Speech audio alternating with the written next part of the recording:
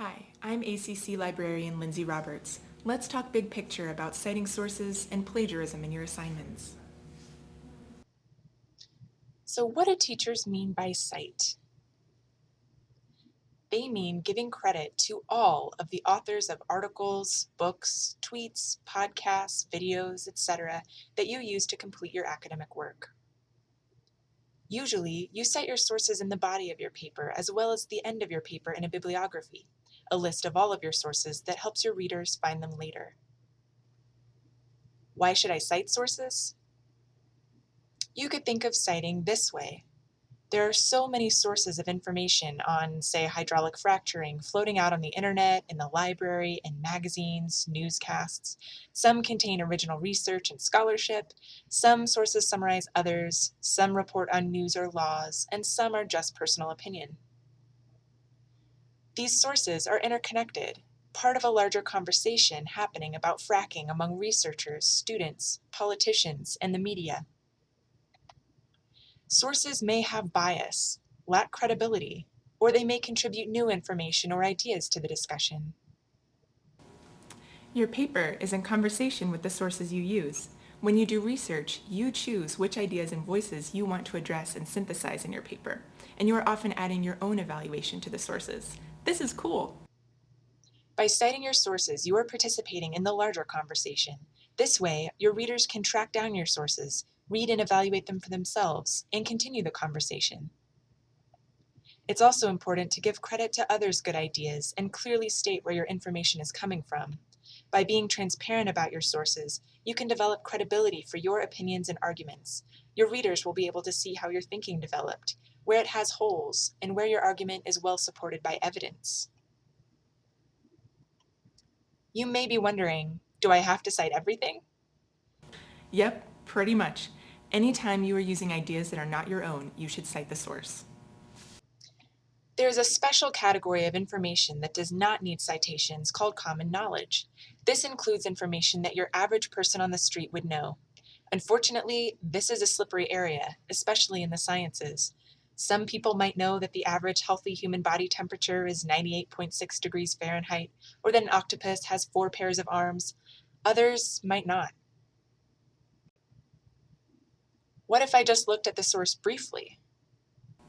If you learned something from that source, a new idea or a new way of thinking about something, and you are using that new knowledge in your assignment, you still want to cite that source. If you have any doubts about whether or not to cite information, even if you think it might be common knowledge, cite it. You could use your textbook, the library's Encyclopedia Britannica subscription, or one of our science encyclopedias as sources for common facts. This shows you are doing your due diligence in supporting your work with credible, unbiased information from outside sources. You might think that citing is just for big papers. Nope, citing is part of all scholarly work. Citations are necessary not only for papers and lab reports, but also PowerPoint assignments, graphs, charts, tables, or images used in your assignments, and biology worksheets. Instructors want to see that you are able to find reliable information for your assignments and give credit to the authors on all of your work, since these skills will be expected of you in the working world. So are there lots of ways to cite? Different fields use different citation styles to keep citations consistent and make it faster to find key pieces of information, like the author's names and when the information was published. You may have used MLA, APA, or Chicago citation styles for other classes. Biology courses usually use APA, the American Psychological Association's format, as the standard for citing sources. Stay tuned to find out more about APA style. So, what happens when I forget or don't cite a source? When you don't cite a source, whether intentionally or unintentionally, you are passing others' ideas off as your own. This is known as plagiarism and has major consequences for your academic work. The consequences of plagiarism. At ACC, the consequences of plagiarism or any form of academic misconduct range from a 0 on the assignment to automatic failure of the course and disciplinary proceedings. We have included the entire academic misconduct statement in the handouts part of this tutorial. Other forms of academic misconduct addressed in the Code of Conduct include cheating, fabricating data or sources, grade tampering, misusing computers or technology, facilitating academic misconduct, or violating course rules. The statements are broad. Take a look so you know what to expect. It is important to note that the academic misconduct statement says no distinction will be made between intentional or unintentional academic misconduct. This means you can't say, well, I just didn't know how to cite my sources. Sorry, it's your responsibility as a student to learn the citation style for that class and represent your sources accurately. This is part of functioning at the college level.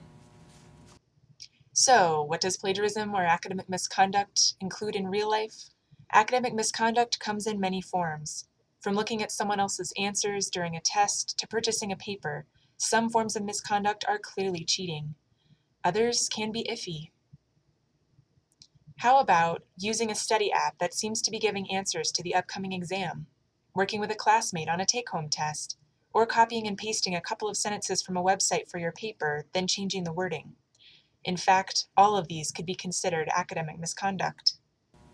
Our advice is to talk with your instructor when you have questions about your assignment, what kind of help is permitted, how to cite your sources, or what is considered common knowledge. This way, you can get clarification before a situation gets iffy. At this point, you may be thinking, how do I keep track of all the ideas and information I'm using in my paper so that I can cite it? When you are doing your research and drafting your paper, it's important to keep notes and records of what sources you used and how to find them again. It takes time and organization to do this well. The Writing Center, Library, and Student Success Center can help you form good research and note-taking habits to make tracking your research and citing your sources manageable. Isaac Newton said, "If I have seen further than others, it is by standing upon the shoulders of giants. We grow wiser from the work and ideas of others." Your professors will be much more impressed by the quality of the sources you use and how you integrate them into your work, which shows maturity and professionalism, than if you tried to pass someone else's work off as your own original idea.